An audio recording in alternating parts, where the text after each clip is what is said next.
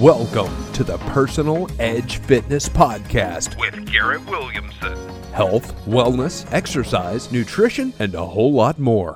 Got questions? Call us and leave a message at 251-278-EDGE or message us at Personal Edge Fitness on Facebook and Instagram, at Team PE on Twitter, or personaledgefitness.com. Hey, welcome to the show. Appreciate you joining us today. Wherever you're listening to us, on whatever podcast you're listening to us, I want to make sure you remember to like and share. If you're interested in contacting the show, you can reach us at our phone number 251-278-3343. That's 251-278-EDGE. You can also contact me via @TeamPE, my Twitter account, or at my email address, garrett@personaledgefitness.com. And, of course, personaledgefitness.com is our website and also our Facebook page, Personal Edge Fitness. And I'll make sure I start the show off today with how to contact us, because I believe I may be ruffling a few feathers today as I get into the subject that rears its head in every single show that I do, and probably every conversation that I have. It's a topic that I speak on the most, and it's one that really goes against the grain. I'm hoping to change your mind today. I'm hoping that we can put to bed one of the oldest lies known to man, and that's what I've referred to, and you've heard me refer to, as the lie of aging. It's such a large subject, and it's so ingrained in our thought process that it's going to take me more than one show to do this. So make sure you keep up with it. Check out all the shows. We're going to do a 5-part series on the lie of aging. Now, I want to tell you where this all started. This has actually been 35 years in the making. It actually started with a conversation, an argument, actually, if you will, with a rather prominent physician who I had the utmost respect for. I still do. It started a little over 35 years ago. Dealt with how we age and whether or not we deteriorate as time passes on the calendar. It's grown to such a point now that not only do I speak on it, not only do different shows on it, but actually have a book coming out by the same title. And this is the subject matter that we're going over today. Now, I've got to give you some background why I call it the lie of aging, why I say it's an ignorant thought process that we have. It's one that we really need to put to bed. So I'm going to give you some background on it and where this kind of came from, and show you where you've probably thought some of these same things. So I'm going to start off with a couple of headlines. These are headlines of articles that I have clients bring me all the time, and I think you'll start to see a running theme here. First one is, in the water you're weightless, the 99-year-old swimmer breaking records. Number 2, a 75 and up Florida softball league is keeping seniors healthy and active. A 104-year-old cyclist named world's greatest centenarian athlete. Don Pellman goes above and beyond at Sunday's San Diego Senior Olympics.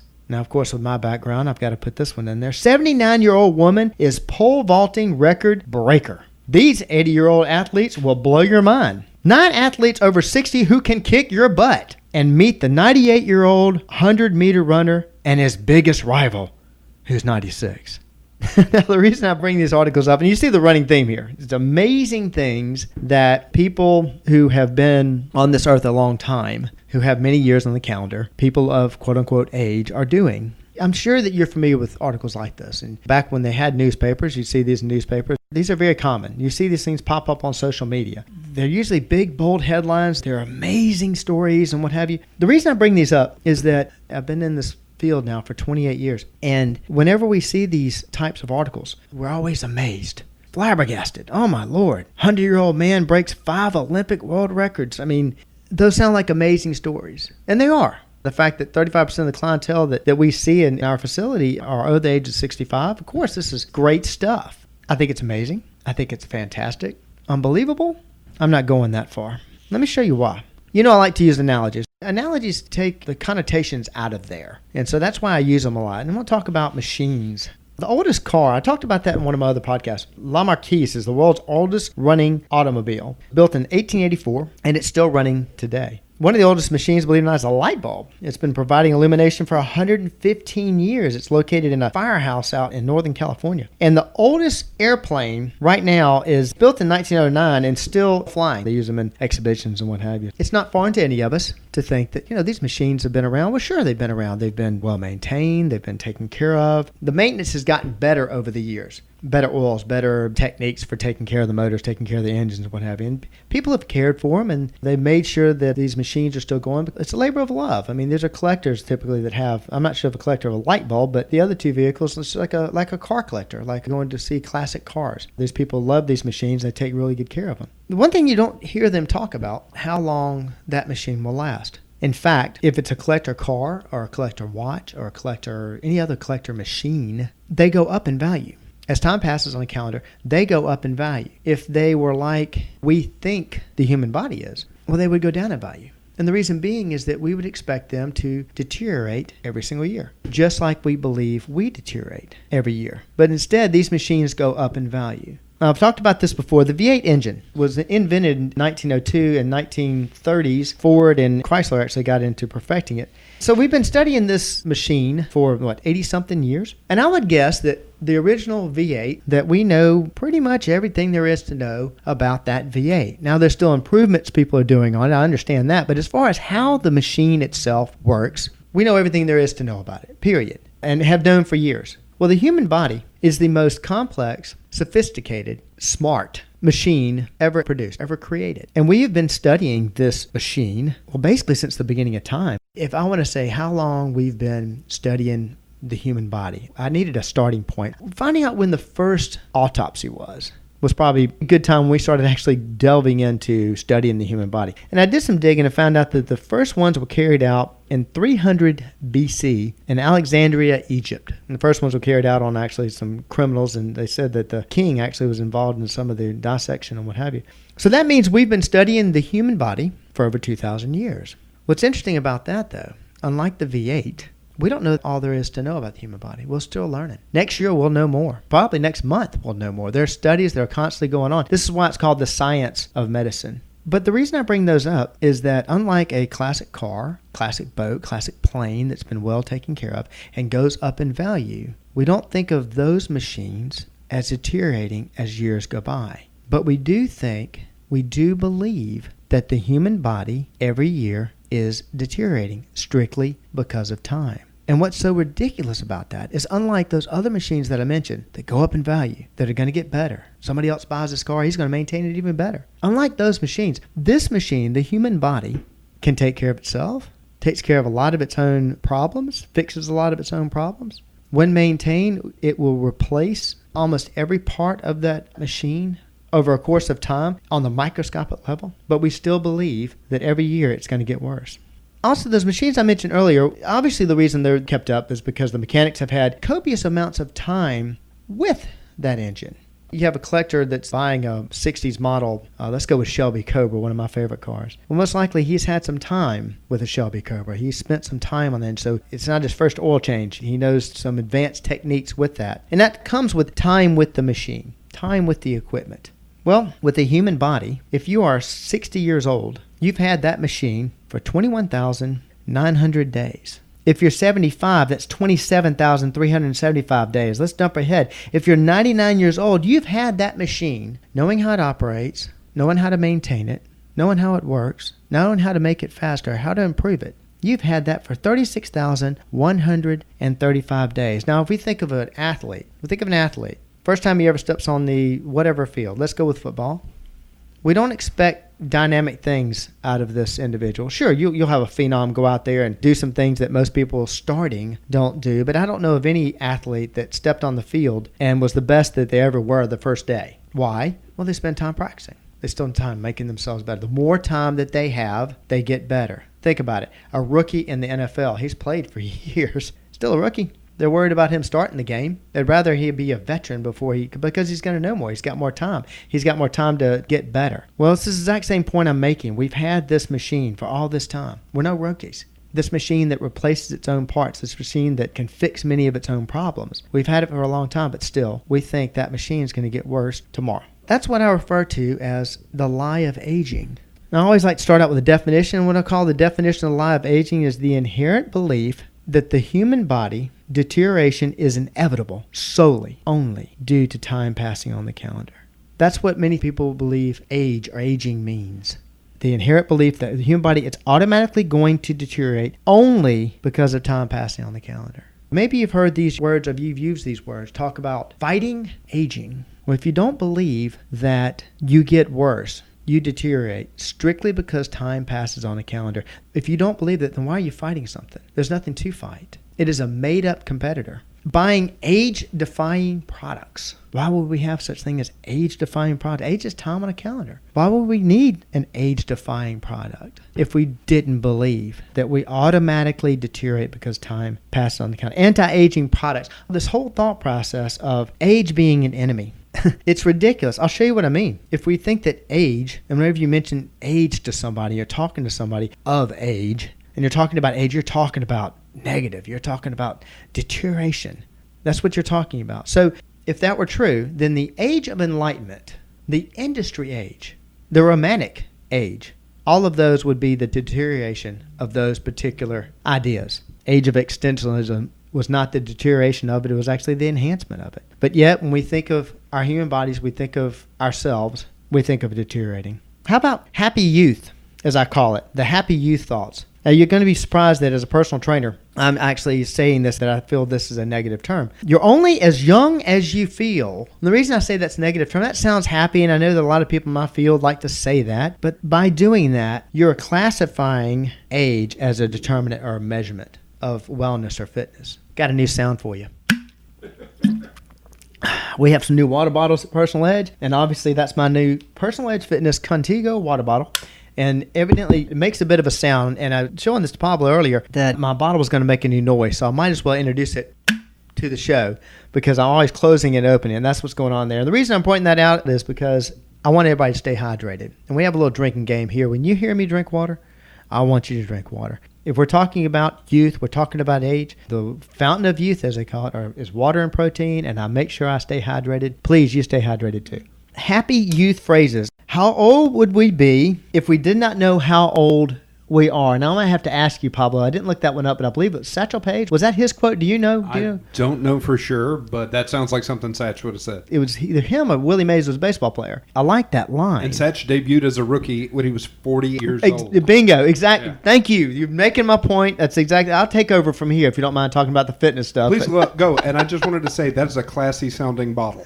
Thank you. Open classy. Thank you very much. I like that. It's like a Porsche door closing, you know what I mean? That thing pops open. So how old would we be if we did not know how old we are? I like that phrase. I think it's fantastic. But again, we're putting age as a determinant of ability. And the other one, oh gosh, I guess I can say this on my podcast, the puke-inducing phrase. The blank is the new blank. Oh my gosh. I'm using this one. I don't know if we're here yet because I've heard this for so many years and when the numbers keep changing, but I'm saying the 60 is the new 30. Again, they're absurd. Ridiculous things that create aging as an enemy. The happy youth comments. Now you got the backhanded compliments also. And this is where, again, these are things that I'm sure you have heard, you may have used, you may have thought about, and this is where I'm showing that when you think of age as deteriorating. The backhanded compliments. You look good for your age.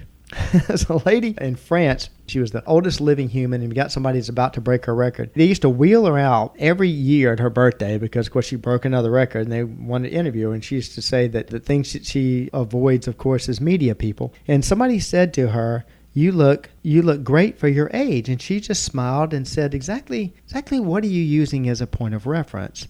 And of course, she was the only person that's been that old. But I think that's a backhanded compliment. I think somebody looks good for your age. What's that got to do with anything? And one of the ones that's actually causing a problem is when a health practitioner of any sort tells you you're doing great for your age. Or if you have a problem, doc, I've got this. One of the first things they ask you is what your age is. If I had an injury or something wrong, part of my body, and I showed it to my healthcare practitioner, chiropractor, doctor, personal trainer, physical therapist, occupational therapist, massage therapist, whoever, and they said, well, Garrett, is that blonde hair that you have? Yeah, man, that causes, I start to develop a complex about the color of my hair. This kind of talk is incredibly dangerous. I'll show you why. It leads to self-limiting not only talk, but also thought.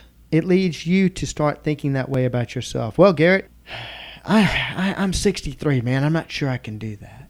I had ran into a man downtown one night at one of our art walks, and I was working with a humane organization, talking about animal rescue, and we were talking to him about possibly fostering. And he said, I'd love to, but, man, you got to understand, I'm 53.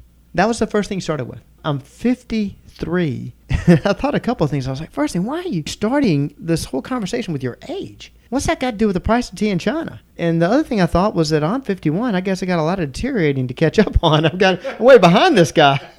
There is a lot of lifestyle change in the negative way that I need to change in order to catch up to him. But again, I can understand why he starts with that, because we've made that in our society. We've made that as a determinant on fitness level, on ability. You've got magazine covers. I'm going to show you the other side of this. But you've got magazine covers that about every year somebody comes out with one of these, one of the popular magazines, if not every other year. I'm actually looking on my computer right now because of a presentation that I give. It has three of them. It has one from Time Magazine, one from National Geographic, and one from the Washingtonian. But right around the first of the year, you'll see one of these that comes out. And it'll have a picture of a baby. And on the cover, it'll say, this baby will live to be some magical large number that blows our mind and makes us want to buy the magazine. I've got one that says 100. I've got the next one that says 120. And this baby will live to be 142 years old.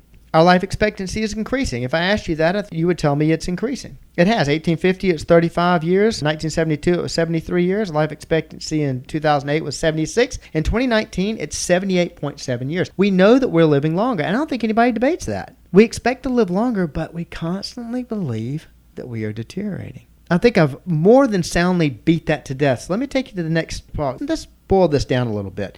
There are 5 components of aging. Now, these aren't Garrett's 5 components. These are the 5 components of aging. They're genetics, stress, nutrition, activity or your fitness level, and healthcare. Genetics, stress, nutrition, activity, fitness level, healthcare. Of those 5 components, 4 are 100% controllable. They are 100% your responsibility. If you want to get even more direct, they're 100% your fault. And that's a good thing. I'll tell you why. Well, first thing, let me tell you the 5th one that's not. That's genetics. You can pick your nose, but you can't pick your parents. But other than that, stress, nutrition, fitness or activity, and healthcare are 100% controllable. And like I say, they're your fault. You want it that way. Think about it. If it's up to you, then you have control of it. You can decide which way it goes. If you want to go downhill, fine. But if you want to get better, go for it. It's no different than a basketball player with 3 seconds left on the clock, and the coach looks at him, and he's a star player, says, what do you want to do? And he says, give me the ball. I want responsibility. I can make this happen. If you have kids, and I said to you, their success, their health and wellness, or whether or not they're going to be successful is 100% up to you. I bet they would be successful. And that's why you want control of these things. But that's not really what I'm talking about. Wow. All this time, you're talking about aging. Now you say that after the 5 components of aging, you're not talking about aging. No, that's not what we're all concerned with. Your main concern is, Garrett, gosh, if I could just do all those amazing things I did back when I was pick an age. And the reason I say pick an age is because some people, they were dynamic at 23. Some people felt it was 17. Some people felt, gosh, I'm 35. Whatever. And there's no magic number in there. But if you could physically do all of those things that you could do at that magic age in your mind, if you could still do that, and if you could do it the rest of your life, would you feel that you had aged as we believe it? If you could do all of those things now, and do it for the rest of your life, the same way, same ability, same everything, would you really feel like you had aged? What we're talking about there is we're talking ability. I'm not talking about age spots. I'm not talking about gray hairs. I'm not your guy for that. I could care less about that. What I care about is ability. Well, there are 4 components of ability. Just like I said about the 5 components of aging, these aren't Garrett's components of ability. These are the actual 4 components of ability. Number 1 is activity or fitness level. Number 2 is nutrition. Number 3 is lifestyle. And number 4, if you don't hear anything else I'm saying today, if there's any one podcast out of this 5 podcast series that you want to listen to, that you want to pay attention to, that you really want to internalize and understand, it's that 4th one. And that 4th one is mindset. And that is the most important. You get the 4th one wrong, doesn't really matter what you do with the other 3. Activity, fitness level, nutrition, lifestyle, and mindset. They're 100% under your control. They're 100% your responsibility. And they are what control what we call aging. This is wonderful news because I'm going to show you why. If we would stop believing this, stop thinking this way, we would enhance our lives to a level I don't think anybody would believe. Our life expectancy rate would skyrocket. And if nothing else, we can add more life to your years. The lie of aging, I'm going to break it all down for you. I'm going to take care of all the questions you have concerning this topic. I'm going to take care of what I call the but what abouts. Yeah, Garrett, I understand that stuff. But what about? But what about? Because every but what about begets another but what about. And I'm going to answer all those for you in this 5-part series. I want to thank you so much for listening. Please stay tuned for the rest of the story of Live Aging. I want everybody to stay hydrated, but most importantly, please, everyone, seek your own level of wellness.